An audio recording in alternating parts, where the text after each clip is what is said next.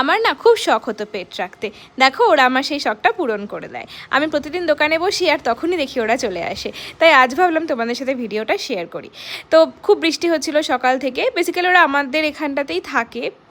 ওর একটা ভাই আছে, তো সেও খুব মিশুকে, ও খুব মিশুকে। তো আমি বললাম যে একটু বসে আমি বিস্কুট নিয়ে আসছি, তো 1-2 সেকেন্ড দেরি হওয়ায় দেখছি যে ও সিঁড়ি বেয়ে উপরে উঠে গেছে। অ্যাকচুয়ালি আমি রাতের বেলা ওদেরকে ভাত খেতে দিই, তো সেখান থেকেই বেশ ভালো চিনেছে আমাকে। আর আমার তো ইচ্ছে করে একদম পুরো কোচলে চটকে আদর করে দিই, কিন্তু সেটা আমি পারি না। আর ও না খুব সুন্দর বোঝে যে আদরের ভয়েসে কথা বললেই দেখি একদম লেজ নাড়তে থাকে। তো দেখো ওকে কিউট করে দেখছে, আমি একটু দূর থেকেই দিলাম, একটু তো ভয় লাগে। তো যাই হোক, সেটা খাচ্ছিল, খেয়ে দিয়ে হচ্ছে সুন্দর করে তারপরে ও বসলো।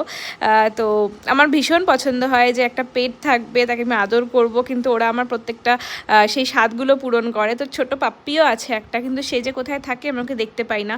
একদিন পেলে আমি ওকে কিছুক্ষণ রাখবো, কিছুক্ষণ আদর করব। ওই দেখো এখন হ্যাপি।